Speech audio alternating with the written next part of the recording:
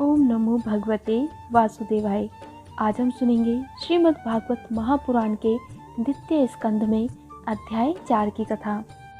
इससे पहले की अध्याय में राजा परीक्षित गंगा के तट पर अपने प्राणों का त्याग करने जाते हैं, तो वहां पर श्री शुकदेव जी महाराज का आगमन होता है। राजा परीक्षित शुकदेव जी महाराज से अनेकों प्रश्नों के उत्तर जानने की कृपा करते हैं।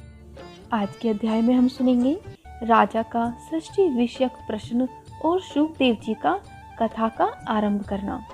सूत जी कहते हैं, शुकदेव जी के वचन भगवत तत्व का निश्चय कराने वाले थे।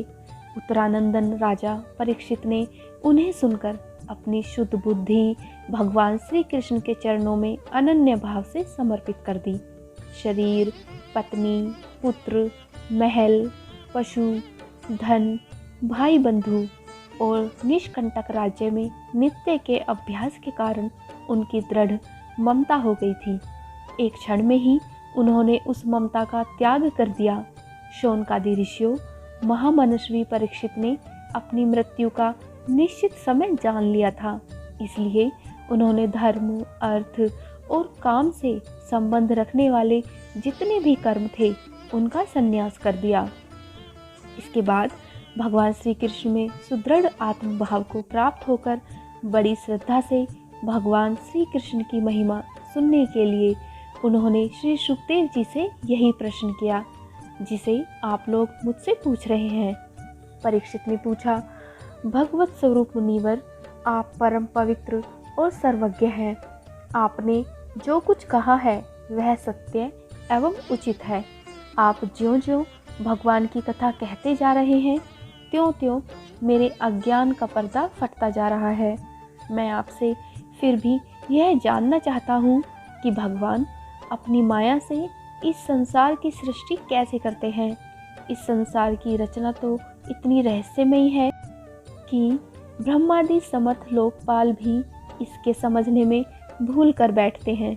भगवान कैसे इस विश्व की रक्षा और फिर संहार करते हैं। अनंत शक्ति परमात्मा किन किन शक्तियों का आश्रय लेकर अपने आप को ही खिलौने बनाकर खेलते हैं।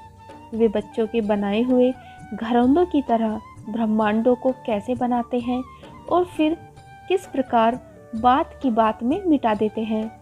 भगवान श्री हरि की लीलाएं बड़ी ही अद्भुत, अचिंतनीय है। इसमें संदेह नहीं कि बड़े बड़े विद्वानों के लिए भी उनकी लीला का रहस्य समझना अत्यंत कठिन प्रतीत होता है। भगवान तो अकेले ही हैं। वे बहुत से कर्म करने के लिए पुरुष रूप से प्रकृति के विभिन्न गुणों को एक साथ ही धारण करते हैं अथवा अनेकों अवतार ग्रहण करके उन्हें क्रमशः धारण करते हैं। हे मुनिवर, आप वेद और ब्रह्म तत्व दोनों के पूर्ण मर्मज्ञ हैं, इसलिए मेरे इस संदेह का निवारण कीजिए। सूत जी कहते हैं, जब राजा परीक्षित ने भगवान के गुणों का वर्णन करने के लिए उनसे इस प्रकार प्रार्थना की, तब शुकदेव जी ने भगवान श्री कृष्ण का बार बार स्मरण करके अपना प्रवचन प्रारंभ किया। श्री शुकदेव जी ने कहा, उन पुरुषोत्तम भगवान के चरण कमलों में मेरे कोटि कोटि प्रणाम है, जो संसार की उत्पत्ति, स्थिति और प्रलय की लीला करने के लिए सत्व, रज तथा तमोगुण रूप 3 शक्तियों को स्वीकार कर ब्रह्मा, विष्णु और शंकर का रूप धारण करते हैं, जो समस्त चर अचर प्राणियों के हृदय में अंतर्मय रूप से विराजमान है, जिनका स्वरूप और उसकी उपलब्धि का मार्ग बुद्धि के विषय नहीं है, जो स्वयं अनंत है तथा जिनकी महिमा भी अनंत है। हम पुनः बार बार उनके चरणों में नमस्कार करते हैं, जो सत्पुरुषों का दुख मिटाकर उन्हें अपने प्रेम का दान करते हैं, दुष्टों की सांसारिक बढ़ती रोककर उन्हें मुक्ति देते हैं तथा जो लोग परमहंस आश्रम में स्थित हैं उन्हें उनकी भी अभीष्ट वस्तु का दान करते हैं, क्योंकि चर अचर समस्त प्राणी उन्हीं की मूर्ति है, इसीलिए किसी से भी उनका पक्षपात नहीं है। जो बड़े ही भक्त वत्सल्य हैं और हठपूर्वक भक्तिहीन साधन करने वाले लोग, जिनकी छाया भी नहीं छू सकते, जिनके समान भी किसी का ऐश्वर्य नहीं है, फिर उससे अधिक तो हो ही कैसे सकता है।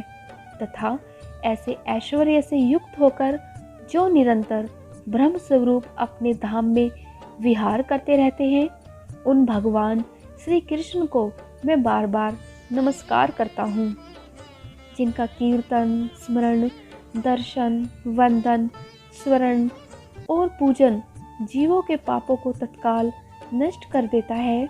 उन पुण्य कीर्ति भगवान श्री कृष्ण को बार बार नमस्कार है। विवेकी पुरुष जिनके चरण कमलों की शरण लेकर अपने हृदय से इस लोक और परलोक की आसक्ति निकाल डालते हैं और बिना किसी परिश्रम के ही ब्रह्म पद को प्राप्त कर लेते हैं, उन मंगलमय कीर्ति वाले भगवान श्री कृष्ण को अनेकों बार नमस्कार है। बड़े बड़े तपस्वी, दानी, यशस्वी, मनस्वी, सदाचारी और मंत्रवेत्ता जब तक अपनी साधनाओं को तथा अपने आप को उनके चरणों में समर्पित नहीं कर देते, तब तक उन्हें कल्याण की प्राप्ति नहीं होती।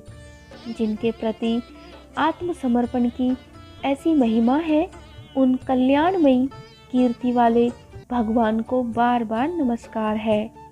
किरात, हूण, आंध्र, पुलिंद, पुलकस, आभीर, कंग, यवन, खस आदि नीच जातियाँ तथा दूसरे पापी जिनके शरणागत भक्तों की शरण ग्रहण करने से ही पवित्र हो जाते हैं, उन सर्वशक्तिमान भगवान को मेरा बार बार नमस्कार है। वे ही भगवान ज्ञानियों के आत्मा हैं, भक्तों के स्वामी हैं, कर्म कांडों के लिए वेद मूर्ति, धार्मिकों के लिए धर्म मूर्ति है और तपस्वियों के लिए तप स्वरूप है।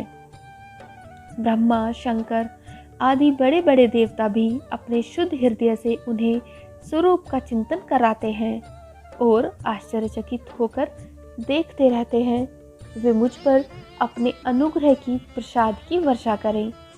जो समस्त संपत्तियों की स्वामिनी लक्ष्मी देवी के पति हैं, समस्त यज्ञों के भोक्ता एवं फलदाता हैं, प्रजा के रक्षक हैं, सबके अंतर्यामी और समस्त लोगों के पालन करता है तथा पृथ्वी देवी के स्वामी हैं, जिन्होंने यदुवंश में प्रकट होकर अंधक, वृषण एवं यदुवंश के लोगों की रक्षा की है तथा जो लोग एकमात्र आश्रय रहे हैं, वे भक्त वत्सल संत जनों के सर्वस्व श्री कृष्ण मुझ पर प्रसन्न हो।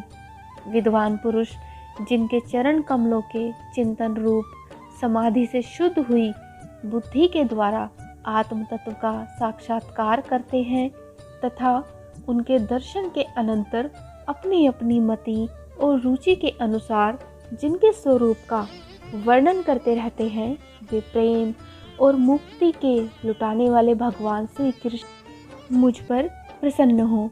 जिन्होंने सृष्टि के समय ब्रह्मा के हृदय में पूर्व कल्प की स्मृति जागृत करने के लिए ज्ञान की अधिष्ठात्री देवी को प्रेरित किया और वे अपने अंगों के सहित वेद के रूप में उनके मुख से प्रकट हुई। वे ज्ञान के मूल कारण भगवान मुझ पर कृपा करें, मेरे हृदय में प्रकट हों।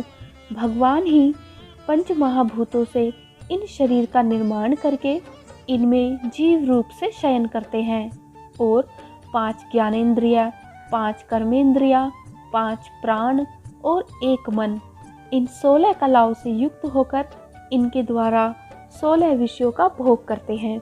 वे सर्वभूतमय भगवान मेरी वाणी को अपने गुणों से अलंकृत कर दे। संत पुरुष जिनके मुख कमल से मकरंद के समान झरती हुई ज्ञानमयी सुधा का पान करते रहते हैं, उन वासुदेव अवतार सर्वज्ञ भगवान व्यास के चरणों में मेरा बार बार नमस्कार है। परीक्षित, वेद गर्भ स्वयंभू ब्रह्मा ने नारद के प्रश्न करने पर यही बात कही थी, जिसका स्वयं भगवान नारायण ने उन्हें उपदेश किया था और वही मैं तुमसे कह रहा हूँ। श्रीमद् भागवत महापुराण के द्वितीय स्कंद का अध्याय 4 यहीं पर समाप्त होता है। इससे आगे की कथा हम 5वें अध्याय में सुनेंगे।